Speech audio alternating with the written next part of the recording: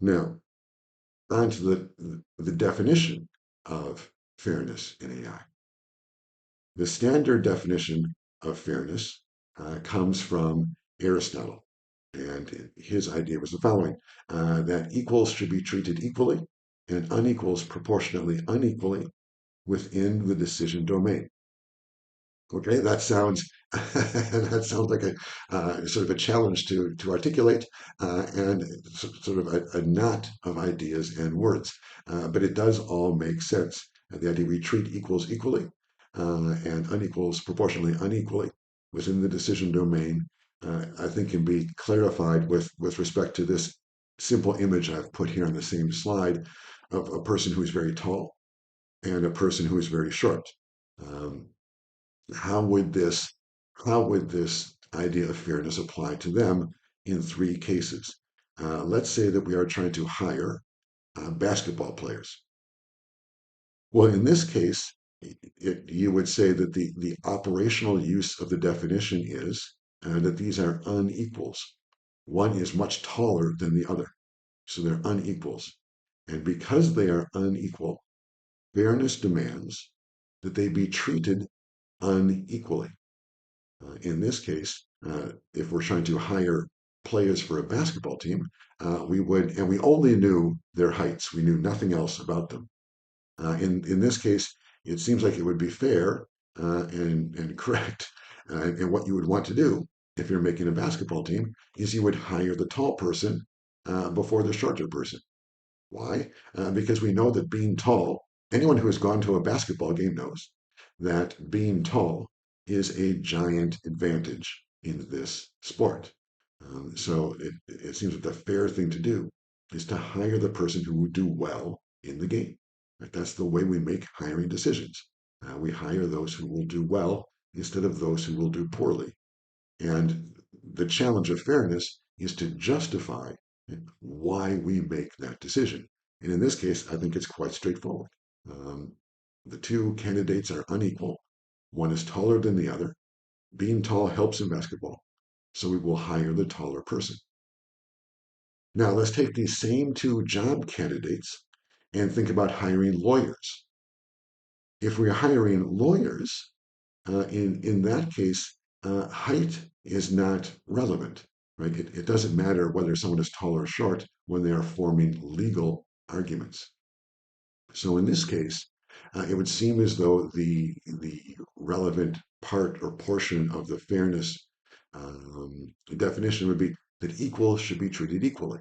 I mean, if all that we know about them, and this is important, all that we know about these two is their relative heights. We know that one is taller than the other. Then, as far as who will be a better lawyer, we don't know anything. So the height in this case is not part of what we would call the decision domain. It's not part of what we would take account of when we try to make a fair decision. Again, if you're a lawyer, it doesn't matter if you are tall or short. So in this case, since we have no information within the decision domain of a lawyer, we know nothing about who has more or less experience in law, nothing about what their education background is in law. We only know that one is tall and one is short. In this case, it seems as though we would say equals should be treated equally. And if we are going to hire one or the other, well, then we should just flip a coin, right? That's the fairest way to do it, just chance. Since we don't know anything else about these two except their relative heights, and that doesn't matter. So if we are hiring basketball players, fairness demands equals treated unequally, we hire the tall person. If we are hiring lawyers, fairness demands equals treated equally, we flip a coin. That's how the definition fits in just a simple example. Um, Now, let me introduce just a bit of gray area here. Um, there is research that shows or suggests that in the world of management, business management, for whatever reason, people who are tall tend to be graded in some ways, according to this research. I'm just stating the research, tend to be graded as more effective managers. But that's a very subjective thing. There's no direct reason for thinking that someone who is tall would be a better manager than someone who is short. Whereas by contrast in basketball, someone who is tall is closer to the basket. It's easier to score points. It's easier to get rebounds. Anyone who has seen the game can see that being tall is an obvious advantage. So in the case of hiring managers, the fairness question is more difficult. On the one side, as I say, independent research shows that tall people tend to do better than shorter people. So maybe you could make the case that unequals should be treated unequally. And if you only know that one person is taller than the other, then you should hire the taller person for a manager. Whereas by contrast, you could also say, look, we have no reason or no way of knowing why someone being tall or short influences their quality as a manager. So in that case, fairness demands that equals be treated equally, and we flip a coin. I'm not sure what the answer is to that question, but I am sure that each of these three cases show us how this Aristotelian definition of fairness actually works in a real world case. That is, where we're trying to hire people for a job, and we're trying to do that in a way which is fair. Now I would like to move on to another sort of footnote point. It's not just that this question of fairness is quite complicated, as we are already seeing as we examine how the definition is applied in different cases. It's also very confused in the literature. Now, I would like to show you here a case of this from a real paper listed. The DOI is listed there underneath. You can look this up yourself. It defines fairness in this way. In the context of decision making, which would be like hiring, who do I hire? Who do I not hire? Fairness is the absence of any prejudice or favoritism toward an individual or group based on their inherent or acquired characteristics. Thus, an unfair algorithm is one whose decisions are skewed toward a particular group of people. Let's go back to the italicized words.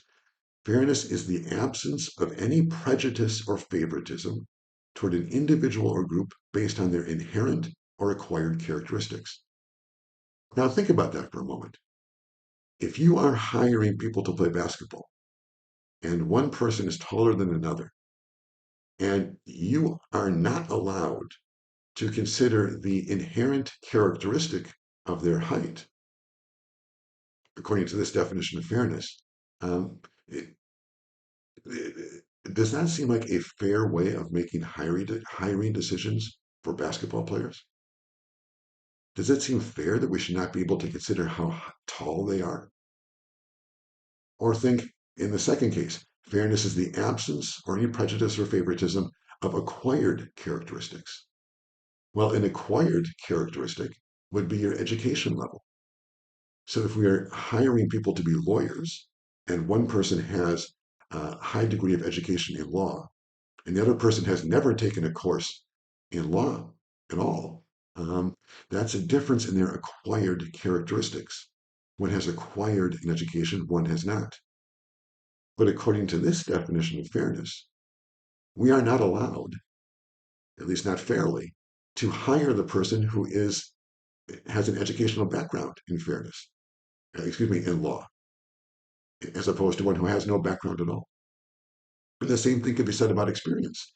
If we have one person who has a lot of experience in law and another person who has no experience, most people would say it's reasonable to say that it's fair to hire the person with more experience. But according to this definition of fairness, we cannot, because that's an acquired characteristic. What I'm trying to say is this definition it makes no sense. According to this definition, we could not hire taller people to play basketball. We could not hire people who have a better education to be lawyers. We could not hire people who are more experienced to be university professors. To me, that makes no sense. That can't possibly be fairness. Fairness means, according to this definition, we more or less have to flip a coin about everything. That doesn't seem right. So what I want to say is that I want to say two things. The first thing I'm going to want to say is frequently people think that fairness is about equality, about treating everyone the same. That's usually not true. Fairness is usually about treating people differently. I hire one person and I don't hire other people treated differently. But I want to do that in a way that is fair. Um, so the way I do that is by treating unequals proportionately unequally. That means finally that the root logic of fairness is not equality, but inequality. What we think when we think of the logic of fairness is how can we justify treating people differently? And I don't think that that's in this definition. In fact, I'm certain it's not. This definition is the opposite. It says, look, everyone has to be treated the same no matter what. But that's not fairness. That's just flipping the coin. That seems almost the opposite of fairness, right? One person does the work and gets the degree, and then they lose the job to another person who has never done any work or acquired any education. That doesn't seem right. And it does not fit. It definitely does not fit with the Aristotelian definition of fairness. The Aristotelian definition of fairness demands that unequals be treated unequally. Those who have an education in law are hired before those who do not have an education in law. Now, last point. This particular essay or paper, which has this definition of fairness, which frankly, it makes no sense. It's literally senseless. Has been cited by, as of last check, almost 4,000 people. This is a hugely important paper in our field. It's based upon, and the paper is based on a survey on bias and fairness in machine learning. So a paper which is about fairness in machine learning and which is very widely cited has a definition of fairness which makes no sense. It's just wrong. It's transparently wrong. If you try to use it, you can't do anything. So what I want to conclude is this area of fairness is one where it's true that it's quite confusing, but quite a bit of it is, that we see in the world of AI is completely wrong. And there is a lot of work to be done to straighten this out. And the way to begin straightening it out is with this solid Aristotelian definition of fairness. Equals treated equally, unequals unequally within the decision domain.